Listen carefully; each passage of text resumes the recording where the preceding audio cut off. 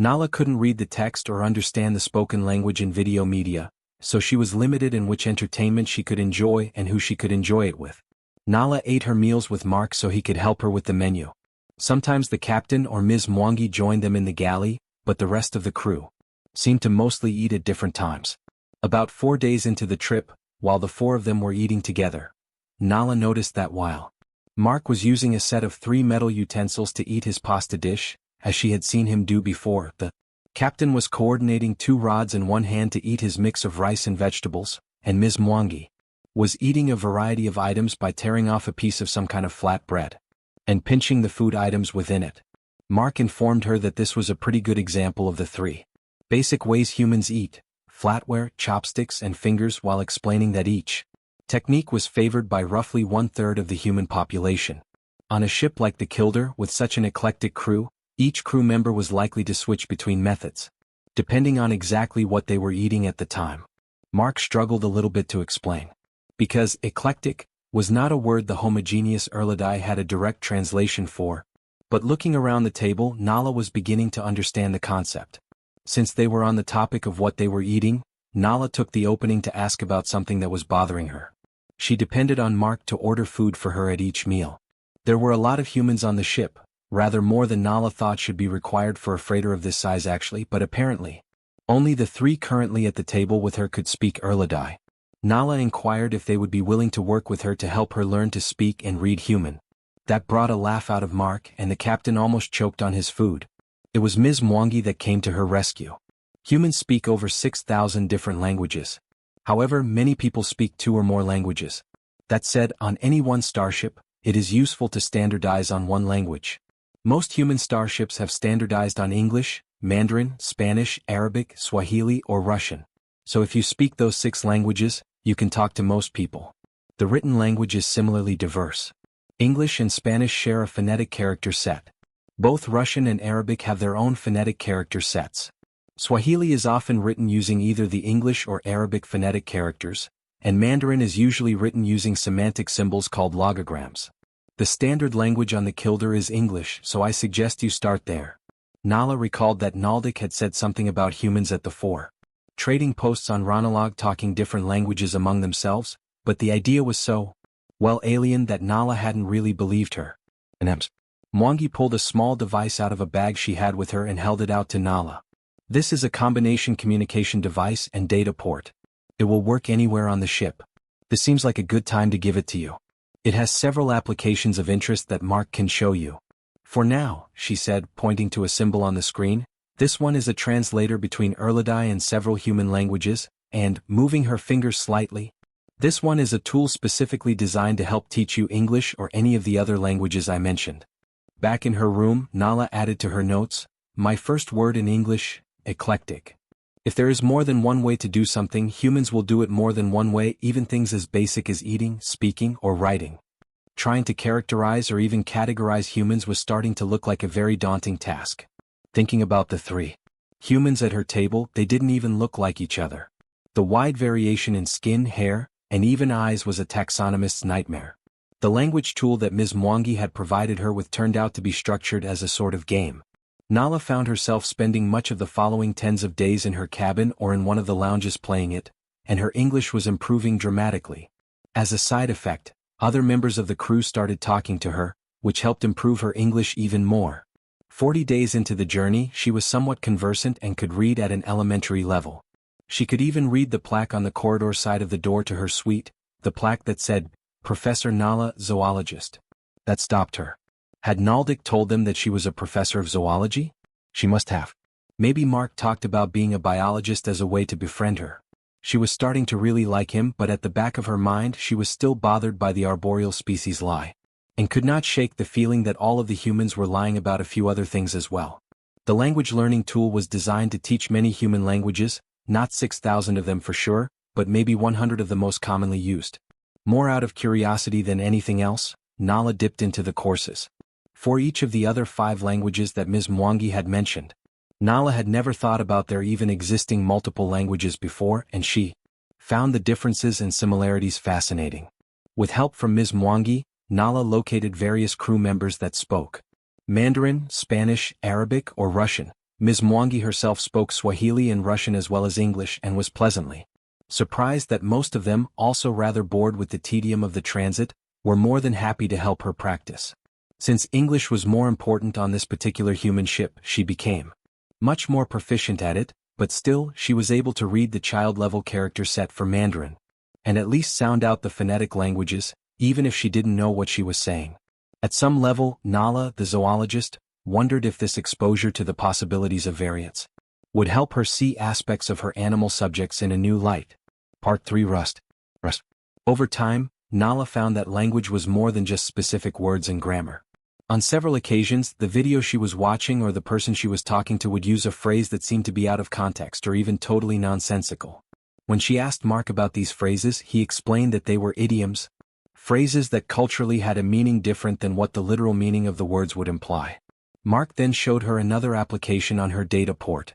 This application, which Mark called a wiki, provided a searchable interface to the Kilder's General Knowledge Data Vault. The section of the wiki he showed her listed hundreds of human idioms, their meanings and their origins. Each entry contained cross-reference links to relevant cultural articles, which in turn contained more links. Nala started by trying to understand the idioms that she had heard, but soon found the ubiquitous cross-linking was taking her far off topic. She couldn't believe how extensive the information in the data vault was or understand why you would need to have that much information at your fingertips on a freighter. She did not have the context to understand most of what she was reading, but after a few hours of exploring this new application, she thought she understood at least one idiom. She had learned what a rabbit hole was and what it meant to go down one. The next few days blurred together as she spent hours following random threads in the wiki, trying to learn more about humans. For example, she learned that their home world is called Earth in English and being humans. An endless list of other things in other human languages including Terra, Tierra, Dicho, Alad, and Zemlya to name but a few. She also read that its rotational axis is tipped a whopping 0.4 radians from its orbital axis, and that 70% of the surface is covered with undrinkable salt water. The first fact means that most of the surface of the planet experiences extreme annual variations in temperature, which, when coupled with the second fact, means that much of the planet is subjected to massive storms.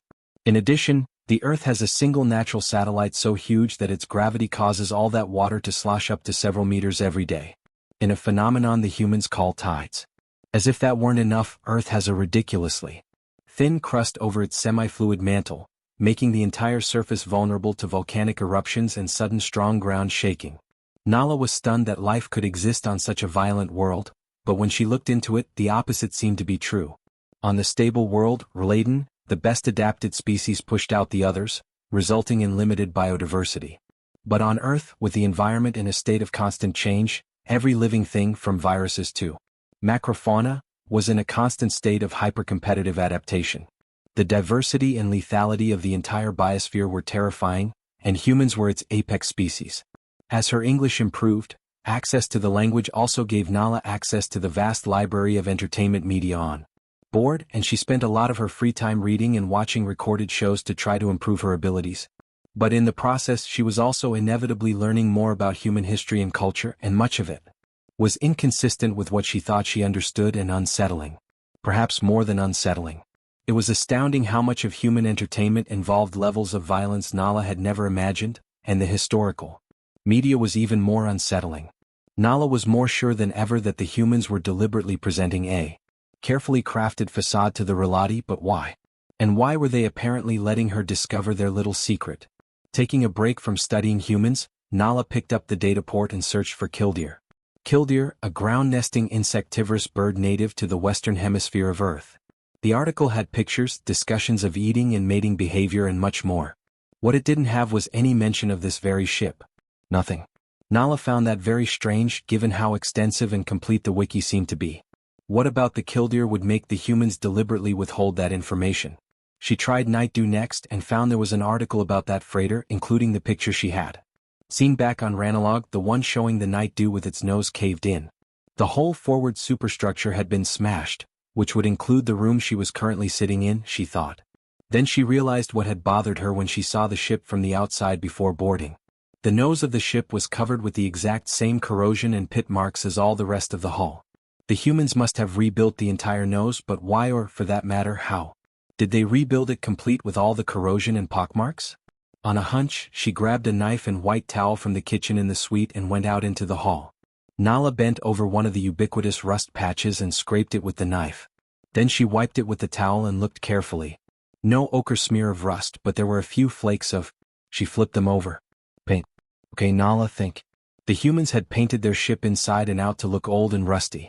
Therefore the ship was not already old and rusty. Therefore this is a new ship and not the Night Dew. She slipped back into her room, dropped the knife and towel on the counter and tried to get control of her breathing. The thought spun around in her head. This is a new ship.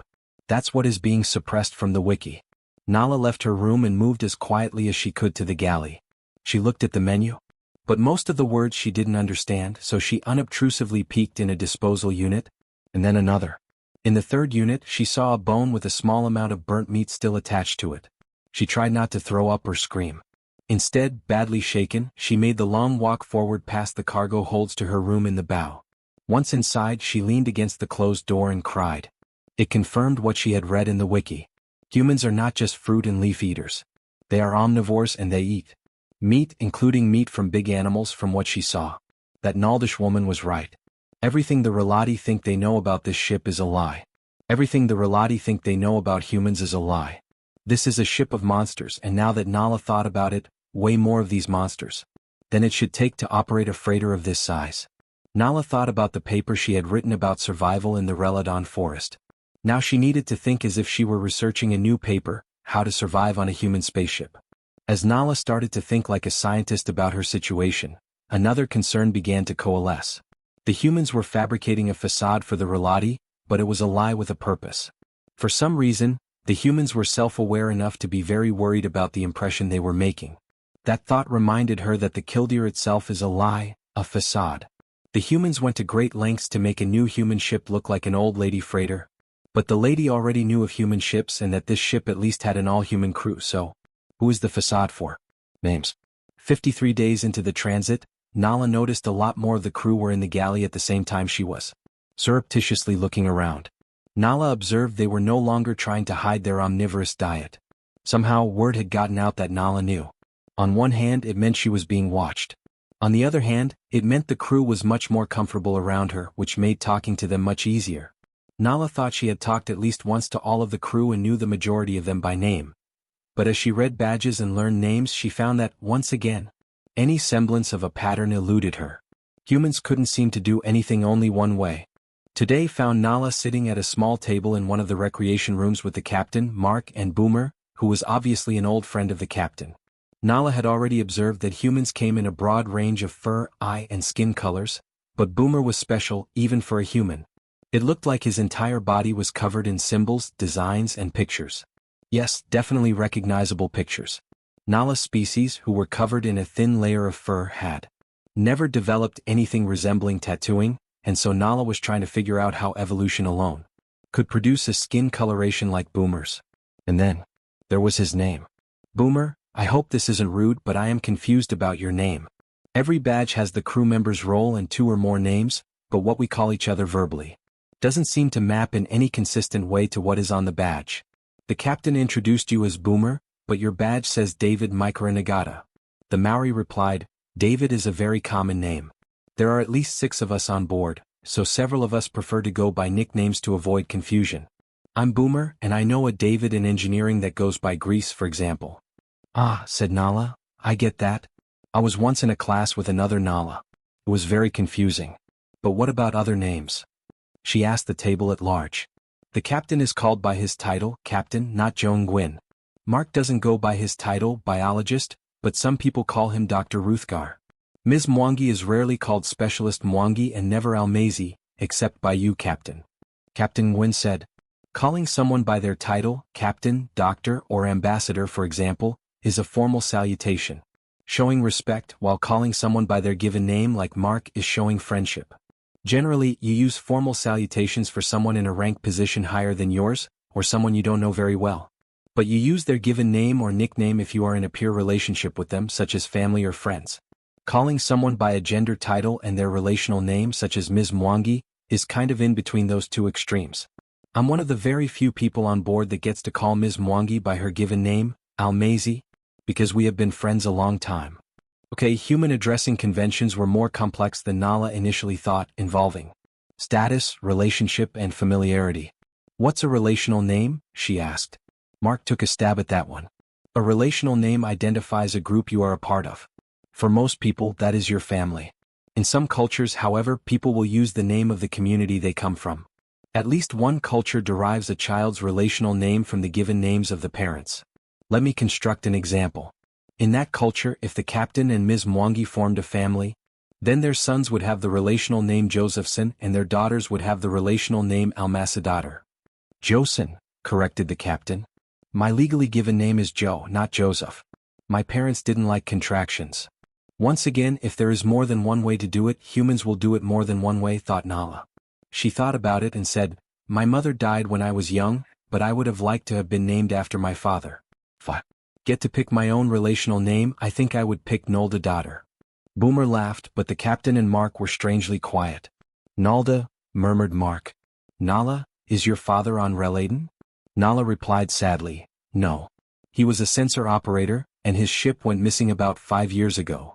The captain and Mark looked at each other, and Nala thought they didn't look healthy. Do you know the name of his ship? Asked the captain. Dawnflower, said Nala. Nala, Boomer, please excuse us. Mark, follow me, ordered the captain. Nala watched the captain and Mark hurry away and wondered what just happened. Nala excused herself from Boomer and went back to her cabin. Nala was idly playing with the language game when there was a brisk knock on her door. Hoping it was Mark, she hurried to answer it and fell back when she found herself facing Captain Ingwin instead.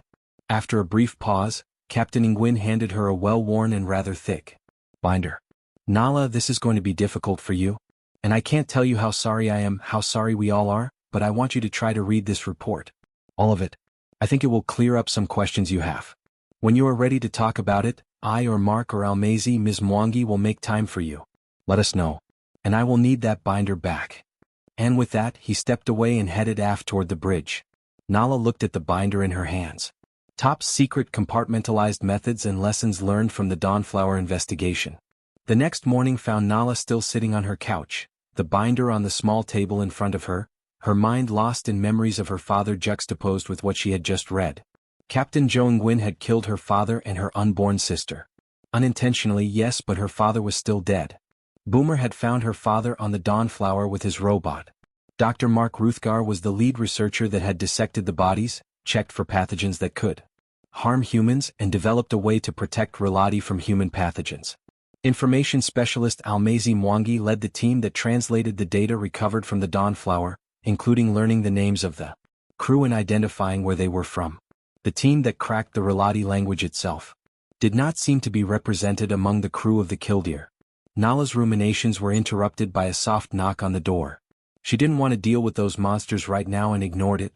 Sometime later there was another knock and she ignored that too. Finally, late in the day there was another knock and then the lock opened and specialist Almazy Mwangi quietly let herself in and sat down near Nala. After a silent pause, Almazy reached over and gently covered Nala's hand with her own. Nala looked at it for a bit before turning her own hand over to grasp back. Nala said as if to herself, I was going to have a little sister. After a pause she continued, if the monsters in my nightmares have nightmares of their own, then the monsters they dream of must surely be humans. I could never in my wildest fears imagine that beings such as you exist. Being so scary you literally scared my father and his shipmates to death. Being so dangerous that you have to go to great lengths to not accidentally kill those you encounter. With that, Nala fell into Almazy's shoulder and began to softly cry. Almazy wrapped Nala in a warm embrace and they sat like that for a long time. Almazy said, until your father died, we did not understand how others would see us. When we planned how to introduce ourselves on Runologue, we went to great lengths to try to not be so terrifying, and still it almost ended in disaster. I am very glad you are with us, Nala, and I hope you can learn to accept us. I think we need you. We need you to teach us how to be not so scary. I don't know, said Nala. I just don't know. Career moves. 56 days into the transit, Nala was out of her room and trying her best to come to grips with her life among the monsters. She could not reconcile the vast contradiction between how conceptually different and scary humans as a whole were and how nice everyone on this ship was. How can she like the very people that killed her father and sister? But she did like them. And, at some level, she felt guilty about liking them. Just being around humans for any length of time can really mess with your head, she thought. Finally, Nala went in search of Captain Ingwin, eventually finding him in his stateroom. "Captain, if you have a minute?" "Of course, Nala." The captain smiled at her and motioned her in. This was the first time Nala got to see inside any of the other personal spaces, and Captain Wen's cabin was nice even in comparison to the captain's quarters she had seen on Rolati ships. The captain had a taste and a flair for composition that even Nala could appreciate. But perhaps most surprisingly, in amongst very comfortable sitting accommodations for humans was a single very comfortable Rolati chair, which she strongly suspected he had brought out of somewhere just for her. There's feeling special and then there's feeling uncomfortably special. Nala tried to organize her words. "I appreciate finally knowing what happened to the Dawnflower and my father. Thank you. You and Mark and Ms. Mwangi and honestly the whole crew have made me feel like I belong here. And that alarms me." The captain hesitated before responding. "I am glad that you are feeling better and are willing to be out and about with us, and it is helping me after all these years. To be able to say I'm sorry to Nalda's daughter. I think he would be very proud of the person you have become. Now why are you alarmed?" Nala launched into it. "Humans have coordinated a very carefully crafted facade for the Rolati, but the entire time I have been on this ship, you and the crew have been deliberately revealing to me more and more information about who you really are, culminating in that report about the Dawnflower. With all I know, it would be illogical for you to allow me to inform other Rolati and ruin your facade. I don't believe you're ever going to let me off this ship, but if you were going to kill me that would have happened long ago. So why am I here? I can't figure it out. And what happens when this ship gets to Reladon?" Another brief pause and Captain Ingwin said, "Let me call in Almazy and Mark." Leaving? Nala fearing what the captain might spring on her this time. Mark and Ms. Mwangi joined them after just a few long minutes. Captain Ingwin brought them up to speed on the conversation so far and then asked Almazy to provide Nala with a little background. Ms. Mwangi opened a file on her data port and began speaking. "As the head of security, it is my job to keep people from going where they are not supposed to go, both physically and from an information standpoint, but this works both ways. It is also my job to go where others don't necessarily want me to go, especially from an information standpoint. Our trade delegation on Runalog discovered that your people have established a connectionless digital information network, what we would call an internet, that you use for virtually all communications. So Nala knew that, of course. And we also discovered that your sense of network security is, well, to put it bluntly, terrible. I don't know how to say this gently, so let me just spell it out for you," continued the captain. "Director Naldik didn't want us going to Reladon, so she created the requirement that we take on a Rolati representative, under the assumption that we wouldn't want any Rolati on our ship. When we accepted her terms, it put her into a bind. She didn't actually have a representative in mind. So we helped her," inserted Almazy. Nala felt her skin crawl. "Define helped her." Almazy looked at her hands and said, "I spotted your research notes on Runalog forest creatures. And, comparing research styles, concluded that Nashcha on Runalog and Nala, 2 years earlier on Reladon, were the same person. I read your research papers and was quite impressed," jumped in Mark, trying to calm Nala down and failing horribly. "Anyway," continued Almazy, "we faked orders from Reladon to Naldik to get her to pick you as her representative." Nala was really having trouble comprehending that what Ms. Mwangi had just said was even possible. No lady was likely to ever come up with a scheme so evil. "So you're telling me that you picked me for this, that you kidnapped me, that you misled a high-ranking government official into kidnapping me for you? Because I am a zoologist? What do you need a zoologist for anyway? I just don't know what to think anymore. This is what comes after insane." "Well," said Captain Ingwin, "it's not just that you are a zoologist. It also helps that the Latticita Syndicate and some guy named Nissel seem very interested in having you dead." "What?" "Yes," said Captain Ingwin. "If you were to get off this ship on Reladon, you would certainly be dead within the day. We're hoping that bit of information will make you less upset. When I tell you that we're not going to Reladon." "What?" Nala's brain was starting to seize up in shock, and she was running out of words. "You asked why we need a zoologist. Mark will show you our lab," said the captain. "But first I would like to hear why these people want you dead so badly, that they would reach out to the colony worlds to find you." Nala looked around at the 3 humans. Given that clearly none of them were in the habit of telling all that they knew, there could be no point in lying. Nala told them all she could remember about Nissel and how she had managed to flee to Runalog. After a pause, Captain Ingwin pulled up some documents on his data port. Nala, we offer you permanent sanctuary on this ship. Sign these forms and you become a paid member of the crew. Almazy, will you please authorize Nala's badge for cargo hold 3? The door to Nala's stateroom had said. Professor Nala, zoologist, when she first came on board. These monsters had this plan the whole time, Nala thought. She was going to have to study human expletives. Bloody expletives just didn't scale far enough. Later, Nala and Mark went down to cargo hold 3, and Mark had Nala verify that her badge and pick would open both doors. She knew from her past travels that ships like this had toroidal cargo holds that wrapped around the central passageway, so she was not surprised that each cargo hold had 2 doors, one on each side of the passageway. But when she went inside cargo hold 3, either door led her to a caged gangway running parallel to the central passage, and the entire hold outside of these gangways was completely packed with crates and pallets such that she couldn't even see past the first layer in any direction. Mark smiled at her confusion and led her a short distance down the gangway to where a large, nondescript gray machine, similar to a commercial air conditioning unit, was pressed hard against the gangway cage. Mark reached into where a small keypad made up part of a control panel and entered his pick.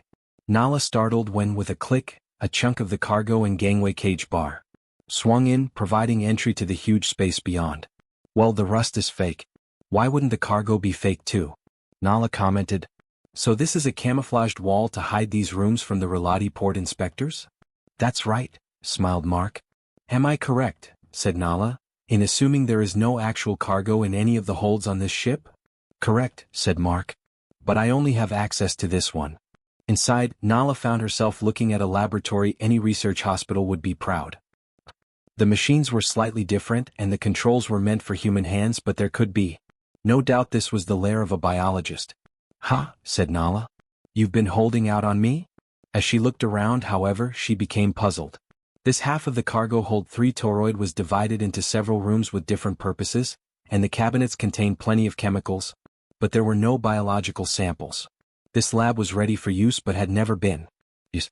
Nala was trembling as she worked her way through the maze of rooms of the biology lab to the other half of the toroid. This day cannot get stranger, she thought. Okay, yes it can, she told herself as she stepped into the best-equipped zoological research facility she had ever seen. One section contained glass-sided cages sized for everything from small animals to one capable of containing multiple Relati. The thought had her shuddering again. The rest contained veterinary facilities, an office, and spaces characteristic of the best animal labs. Looking around, everything looked so normal that it took Nala a while to realize she recognized all of the equipment. They were identical to the equipment that she had used back on Erladin, equipment designed to be used by hands with 2 opposable thumbs. Her hands. She started to tear up. All the humans had worked together to build an entire lab just for her. But again, it was all clean and new.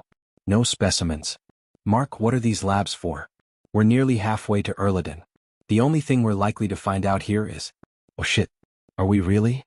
Yes, drawled out Mark, now grinning widely. Nala didn't know if she was terrified or thrilled.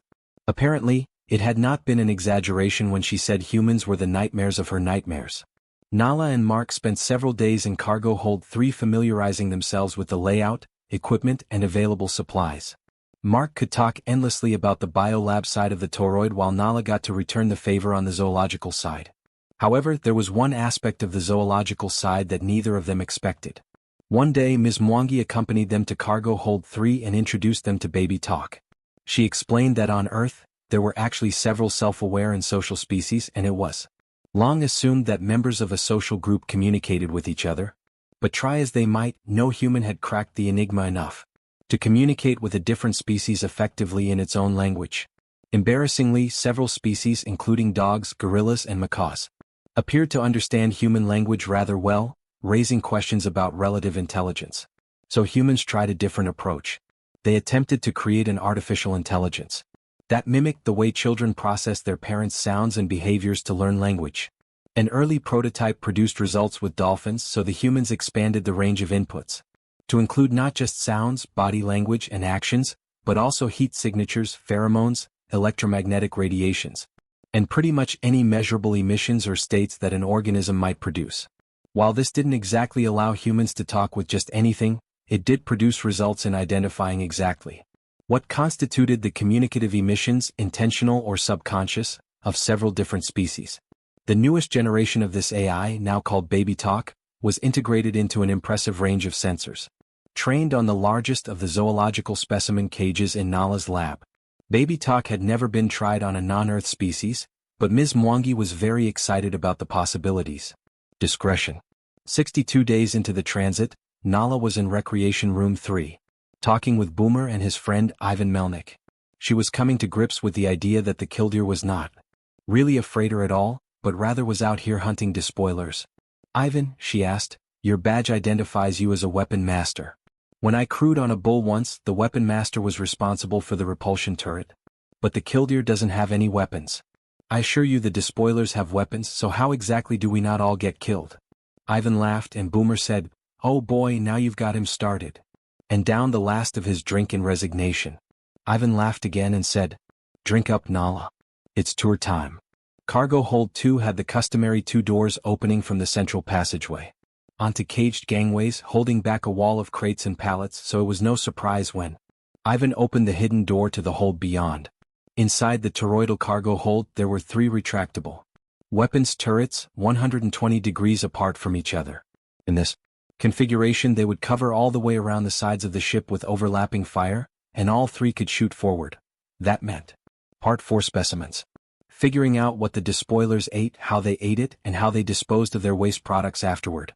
Mark, meanwhile, was focused on pathogen compatibility to make sure nothing was transmittable to either humans or Nala, and to make sure that nothing was transmitted back to the living despoilers.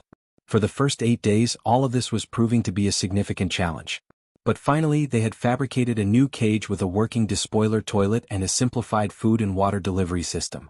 Is cage the right word? Thought Nala. These were more like aquariums without water because they had to be biohazard-proof. The shuttle crews had brought back all the food they found, and were rather pleased with themselves when they figured out which rooms contained despoiler toilets and how they worked. 14 days in, one of the injured despoilers died and Mark performed an autopsy on it. Well, Mark had figured out that they reproduced sexually, possibly by egg-laying, as there appeared to be no internal structure supporting live birth. The other one, a male, they slowly nursed back to health. On the 19th day, the injured despoiler was healthy enough to move to his own cage, within sight of the 6 other survivors. They all looked at each other, but there seemed not to be any attempt at communication that Nala could detect. There was no evidence Baby Talk was making any progress either. 25 days after its capture, Mark and Nala decided to move the recovered despoiler in with the group of 6 and were horrified when the other 6 descended on it, literally tore it apart, and stuffed it into their version of a toilet. It took another few days for Mark, Nala, and a mechanic borrowed from engineering to fix the toilet, in part because of all of the complications associated with moving the creatures safely between cages. These were intelligently uncooperative creatures and the situation was rife with hazards. It wasn't as if Mark was working only in the biology side of the lab and Nala in the zoology side. Most of the time they worked side by side in the same part of the lab, helping each other and exchanging ideas. All the years Nala had studied forest creatures, she had worked alone. This was the first time she experienced working directly with someone that understood and valued what she was doing and thinking. Nala was all too aware that she could never go home and may never see another lady again for the rest of her life. The loneliness of the thought would have been overpowering if it weren't for the warmth of companionship, understanding, and appreciation she was getting from Mark hour after hour while studying the despoilers. The irony was not lost on Nala that she was learning to accept and even like one of the creatures of her nightmares while studying another. Nala pondered the attack on into the night. The next morning she sat down with Mark. On Relata, I observed thrugs. These are small pack-bonded predators, I suspect rather like Earth's weasels. Thrugs, it turns out, are a real pain in the ass to study because if you touch a member of the pack and get your scent on it, the others will kill it. I don't know why. My best theory is that they fear it is somehow contaminated. Mark thought about it. Could be. On Earth there is a hive insect called an ant. And there is a fungus that infects these ants. If the hive suspects an ant is infected, they will kill it and deposit its body far from the hive. This protects the hive. Okay, said Nala. Working theory. The despoilers have had no known social contact with other spacefaring species. Remember, they have never tried to talk to the Relatai. They just attack and kill us. What if they are so xenophobic that they think that any of them that has been isolated with us is contaminated? Well, for one thing, said Mark, that means they can never go home. An awkward moment passed before Mark said, "Oh my God, Nala. That was so incredibly insensitive of me. I am so sorry." "I try not to think about it," said Nala as she walked out of the room. Nala's emotional relationship with humans was improving, but apparently there was still a long way to go. Breakthrough NSFW. Research aboard the Killdeer slogged on. A huge amount of material was recovered from the captured vessels, but the Killdeer was incapable of towing the vessels themselves back to human space, and Captain Ingwin was against leaving them until he heard something back from his superiors. So they sat and did what they could. Yes, they were learning a great deal about despoiler biology and technology, but one thing eluded them. They could not figure out how the despoilers communicated, much less make any progress on their language. It appeared that they were just sitting there for 6 whole months now. Gah. Nala was getting very frustrated. She was in her office looking through the window at the cage area. And those 6 damn despoilers when Mark came in and stood beside her. The 6 surviving despoilers in their cage stared back. The problem with studying intelligent beings is that they understand what I am trying to do, and actively refuse to cooperate. I'm just not making progress. Nala spoke her frustration and buried her head in Mark's shoulder. Mark put his arm around her and idly stroked the fur on her arm with the tips of his fingers. Wrapped up in their focus on the despoilers, neither Mark nor Nala had noticed how over these last few months, the relationship between themselves had slowly evolved. But the despoilers noticed. Mark and Nala held the position for a few seconds before Mark said, "Nala, are those displays supposed to do that?" Nala lifted her head. "Where?" "Oh, those biometric monitors are measuring electrical fields associated with brain and heart activity. The yellow indicates elevated levels of stress in our specimens. Rather more elevated than usual, actually." Nala pulled herself away from Mark to look closer. "That's odd. Mark, I want to try something and I want you to keep an eye on the top 2 traces. Tell me if they change." Mark was turning toward Nala and the monitors when suddenly, she put her hand behind his neck, pulled herself to him and locked lips in a tight, passionate kiss. As it turned out, she didn't need Mark to watch the monitors because they made a distinctive sound. As the stress measurements redlined, Nala pulled away with a grin on her face and looked at the traces and then at the despoilers. "Got you," she whispered. Mark looked very confused. "What just happened?" "Well," said Nala, "the despoilers are raging xenophobes who will kill one of their own if we touch them, but they know you and I are different species and they are intelligent enough to empathize. So when I kissed you they had an involuntary and visceral revulsion response. I know. Many Lottie would be revolted, and the involuntary response in the despoilers can be expected to be even stronger." But Mark was neither looking at nor thinking about the despoilers or the monitors. He was focused on Nala. "Nala, that's an interesting hypothesis, but we shouldn't rely on just one data point. I suggest we repeat the experiment."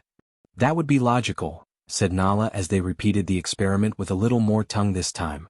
As they pulled away, Mark said, "You and I are different species. More than a few humans would find this repugnant too, so I would be careful about how you report your findings." And yet he didn't let go of her. Nala, however, was looking at the monitors. "They're talking," she whispered. "If we can keep ramping up their abhorrence response, maybe we can record enough conversation to work with." Mark formed a roguish smile and looked about Nala's office. "We should give them a better view. Help me move this couch out into the cage room." Together, they slid the cumbersome furniture to a position in front of the cage. Then Mark pulled Nala to himself and kissed her again. In her peripheral vision, she noted it was working.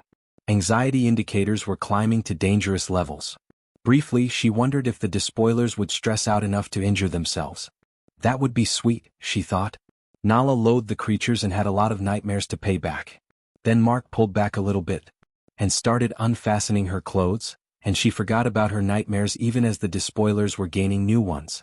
"Our anatomies are not an exact match," she said. "So we may have to experiment to find a way that works, while keeping our voyeurs adequately engaged." An hour later, exhausted and covered in sweat, both hers and Mark's, Nala found herself again thinking. If there is more than one way to do something, then humans will do it more than one way. Mark noted the sweat covering himself and said, "Let's round up our clothes, make use of the decontamination shower in the biolab, and go get a bite to eat. The galley should be pretty empty this time of day." A pleasant shower and a short walk later, Mark and Nala were sitting at a small table in the galley. Mark had introduced her to a human food that was a stack of fried grain-based patties.